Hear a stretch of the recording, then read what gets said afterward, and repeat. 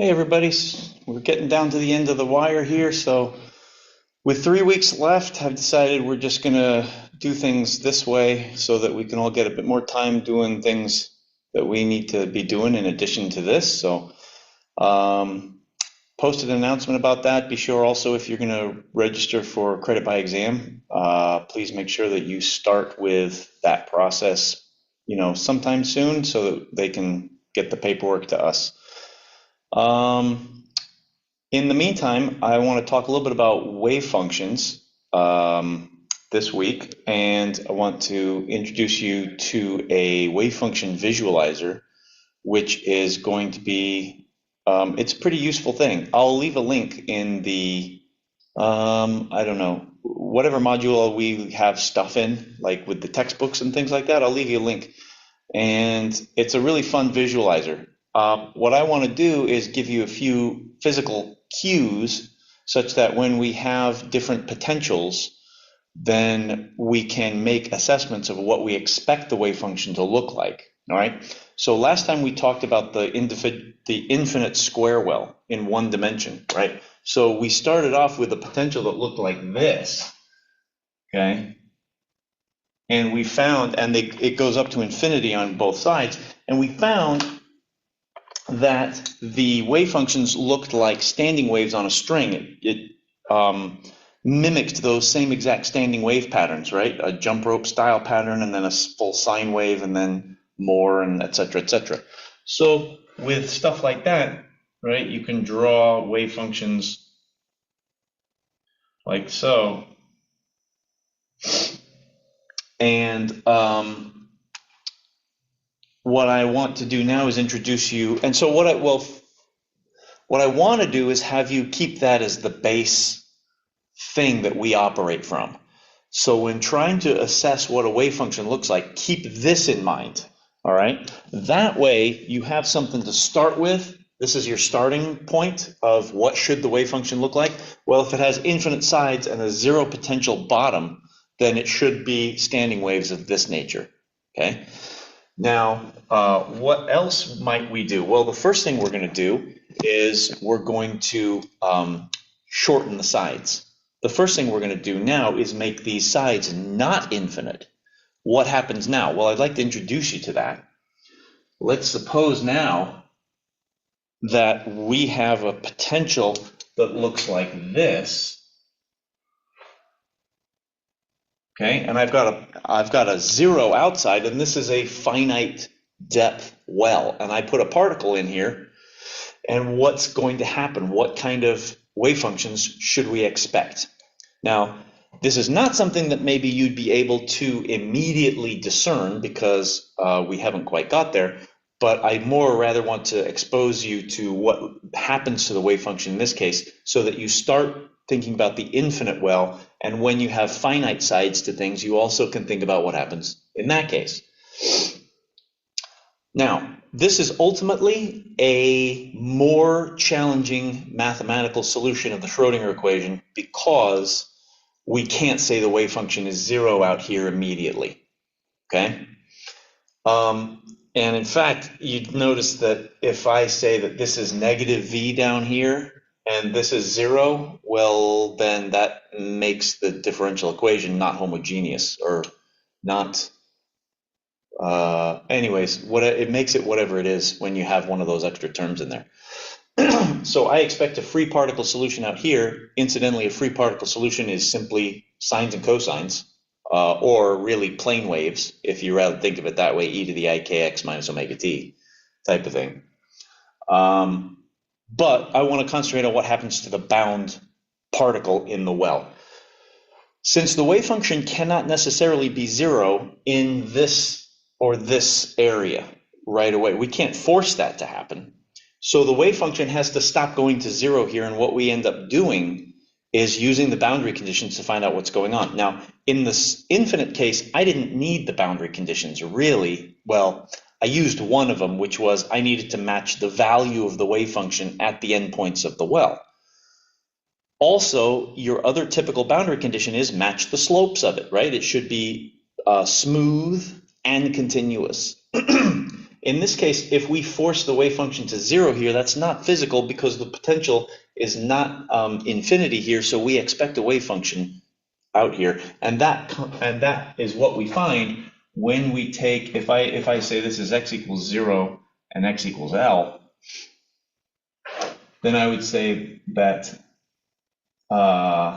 psi of x equals 0 should be, well, it's not going to be 0, but it should match, right? In other words, the wave function on the left side and the wave function on the right side should match, and the same thing would be true here at this boundary. We also need to be able to say that the psi dx evaluated at x equals 0 also has to match.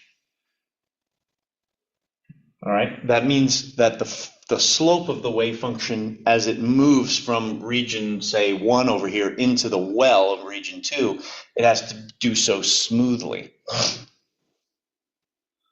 All right, so suppose that we take kind of the opposite case. Suppose we take the opposite case here and we say, all right, let's call this 0 potential and let's call this some amount of potential here instead of using a negative. It works out the same way, however you like to do it. But let's take a quick look at the Schrodinger equation when we are trying to solve it in regions 1 and 3 outside the well. Region 2, we've kind of already got it set. We just need to know how to match these boundary conditions. Right? So in regions 1 and 3, outside the well,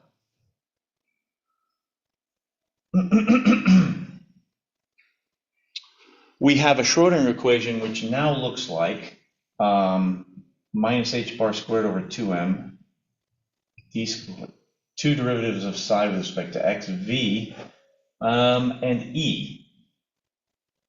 Okay, so this is still the time-independent Schrodinger equation in one dimension.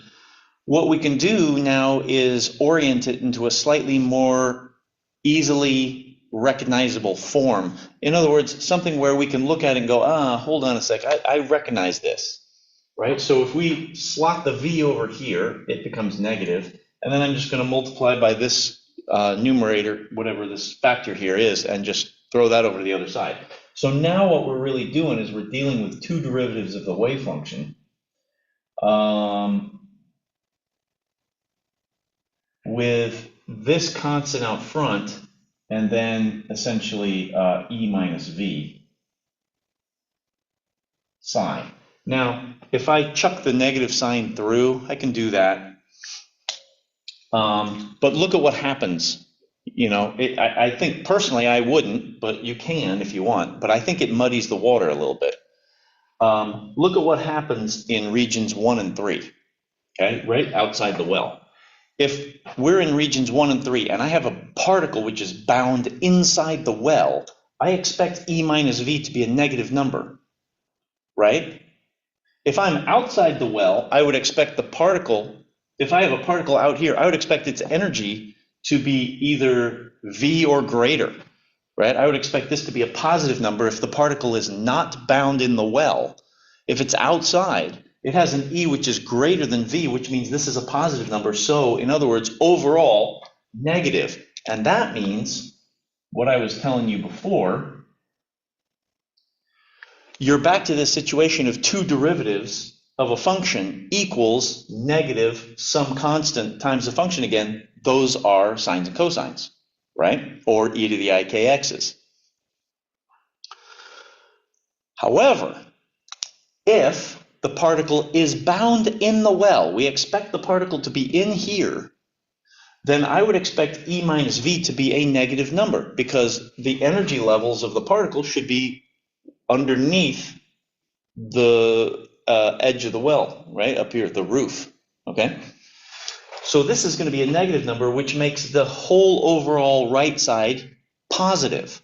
Now I've got two derivatives of a function, which gives me back positive a number times the function again. What kind of function do we have that satisfies that?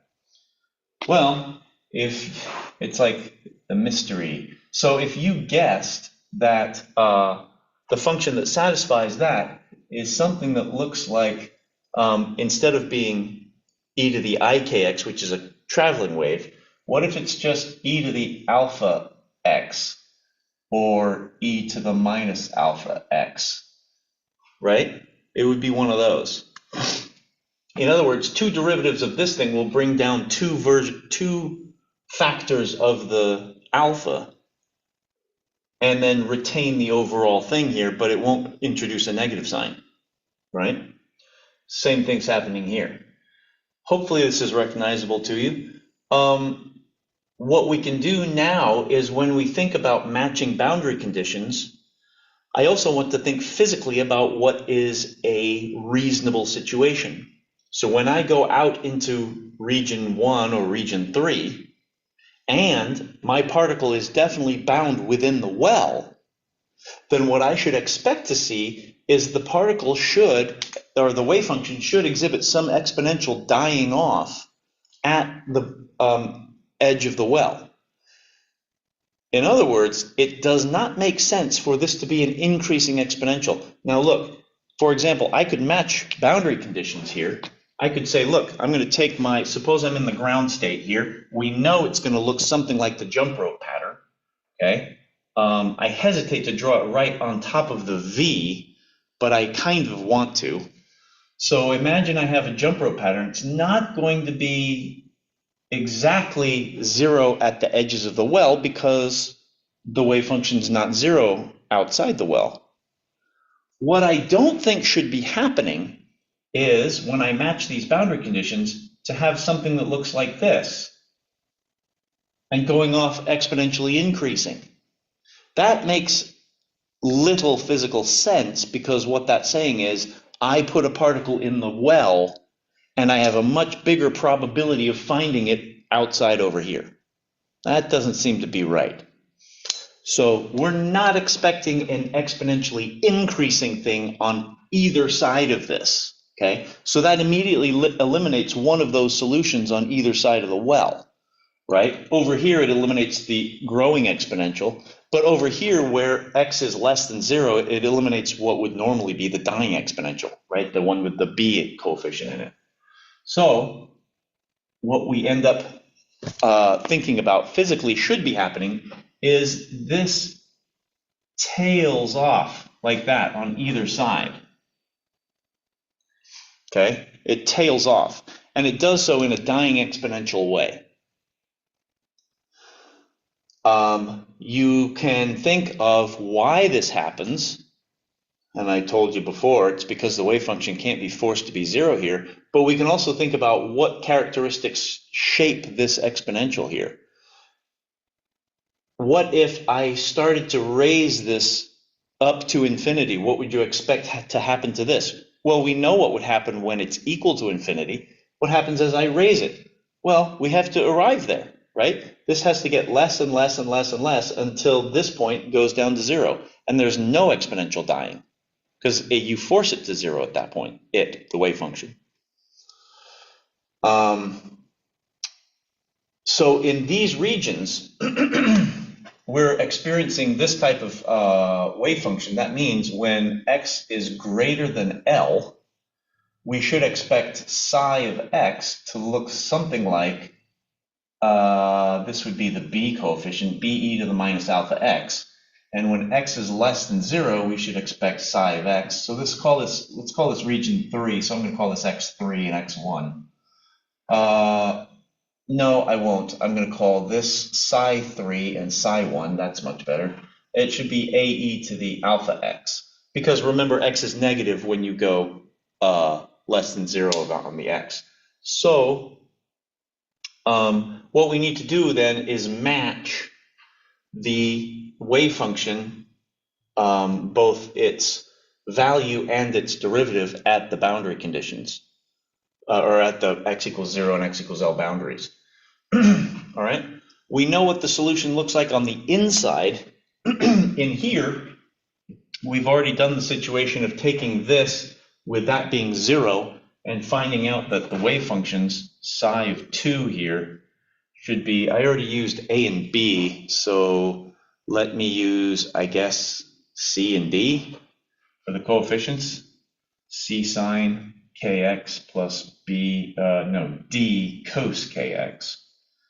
Right, where k is the same as it was in the previous in the previous situation with the infinite well, because the potential in there is 0, so it's k is equal to the square root of 2me over h bar squared.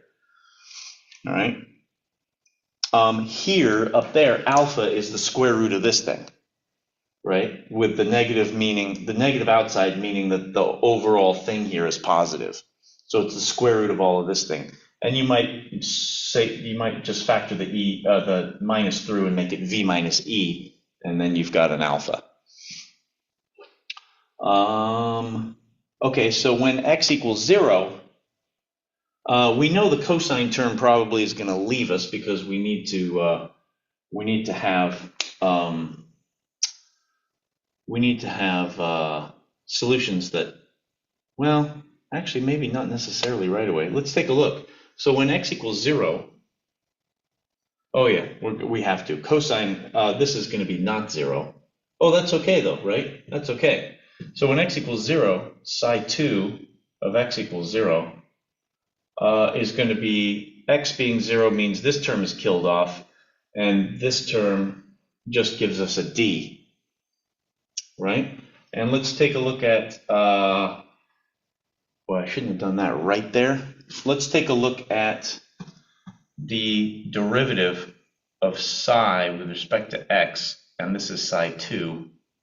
So now let's take a look at the derivative of this thing with respect to x. So if I do the first one, I'm going to pull out a k and switch it to cosine. And I'm going to pull out a k and switch it to negative sine.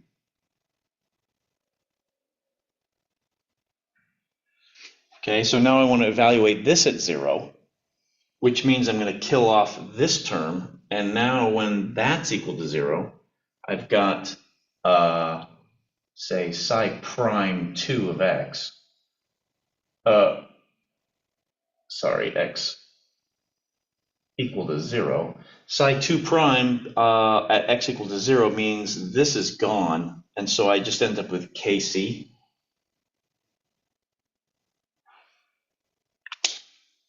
Here. And I can do the same thing over here and get, I can get relationships between the coefficients. So here I'm going to be dealing with psi 1 at x equal to 0.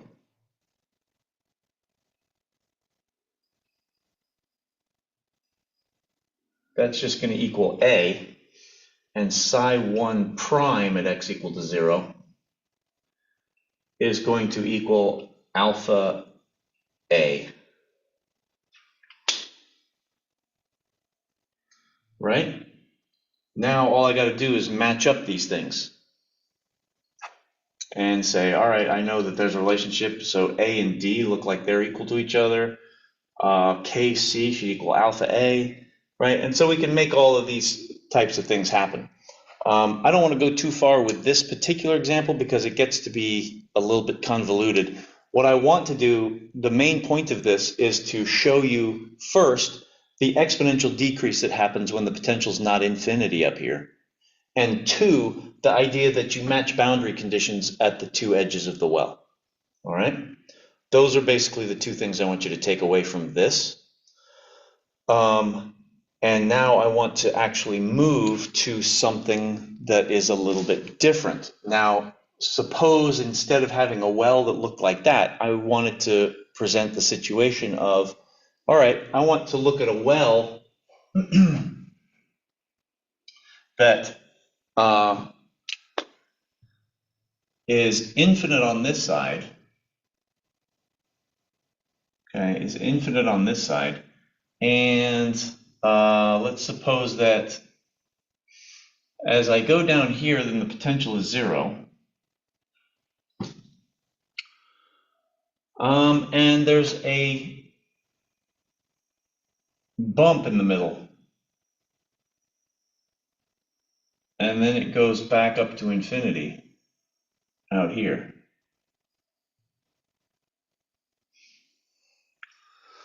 What do we expect the wave function to look like in this situation?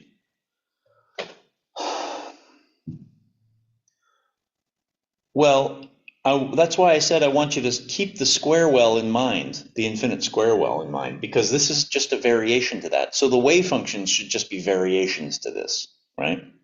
Now, it becomes important to think about what the energy of the particle is. Is the energy of the particle up here, or is the energy of the particle down here? That makes a difference, right? Because if the energy of the particle is really low, okay, and such that E is a small number, then this is high enough to the energy of the particle such that it's going to consider this to be a kind of a trap, and this is also going to be a trap. But maybe the traps can start talking to each other as the energy gets a little higher, right? In other words, if this is a trap by itself, I would expect a solid zero in the wave function on the left side.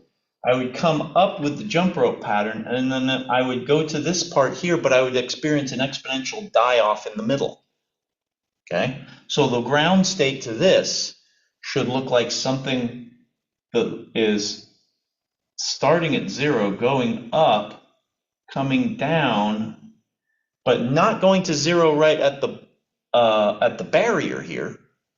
Instead, it's exponentially decaying, like so. What's happening on this side? Well, it's an exact mirror image. So basically, I should be able to fold it around the midpoint of the potential and do the exact same thing. Oops, there's a little bit too high of a bump here. Let's try that again. It should be more like this. Right? And they meet up right in there. Depending on whether this goes to zero or not,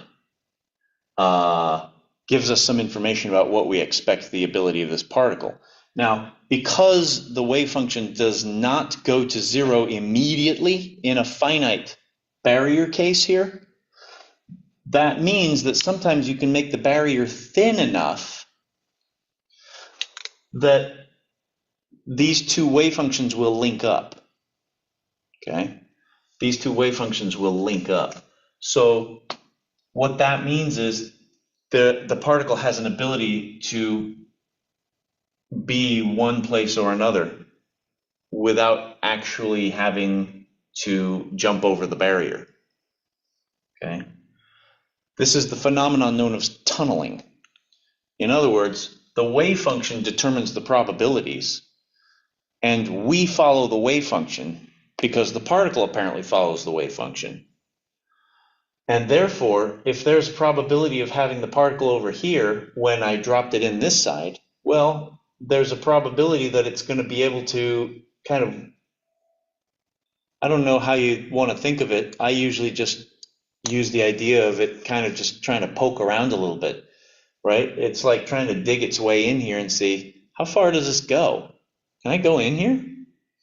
Now, in the case that I had before where the finite was really big and long, it might dig in a little bit and go, oh, I can't go anywhere. It goes on for a really long way that way, right? And that way. But this one, this is infinity. It knows it has no chance there. But coming here, it's going to go, oh, look at that. I can get through here. And it might ultimately show up on this side, right? So you drop the particle over here. It does not have enough energy to, in a single leap and bound, go over the edge of the barrier here like that. It doesn't jump over. That would violate energy conservation, right? You put a particle in here with an energy level that's down here. So its total energy can't suddenly be this and then be this, okay? Sometimes people like to think that it is because of the uncertainty principle. I tend to think that there's a problem with the violation of that. It's not so much that it jumps over, right? Because now you're thinking of a deterministic path for a quantum mechanical particle, and those don't exist. Thinking probabilistically, it was here, and now it's over here because that's what the wave function tells us, all right? So getting used to looking at potentials that do stuff like this, all right? What happens if I have a particle with an energy that's way up here? Well, now with energy, right, being higher, I'm going to have a lot more nodes. I'm going to have many more nodes in the situation here. So the energy level up here might be, it's got to go to 0 for sure here. So it might have something that looks like this. And you'd notice that there's going to be a slight decrease in things here. So you'd see, in other words, the potential was some amount here, right? If say we're up here at some, suppose this thing here has height V, and this is 2V. I know it's not quite there by actual, but okay, suppose that it is. That means that when the particle is in this region, which since it has an energy above that, it's absolutely welcome to be up there. It's welcome to be in this situation, right? But it's really got a lot of energy, right? It's got a lot of energy. So it can certainly hop on over, that's no problem. But it's going to do so when it does that, its wave function is going to look like, or the Schrodinger equation is going to be determined this way. And in this case, E minus V is definitely positive because E is basically 2V and V is V. So this is going to turn into, again, an oscillating solution here. But the question is then, what happens to its wavelength? Right? Now it basically has higher kinetic energies here, lower kinetic energies here. So what does this mean in a classical sense? Well, where something has higher kinetic energy, it has higher speeds. So you're less likely to find it there because it's moving fast. Where it slows down, you're more likely to find it. So think about the amplitude. I'm going to have a situation here where I have a lot of kinetic energy, which means the wavelength should be short, right? I should maybe look at something like this, and right, like that, and the same thing's going to happen over here.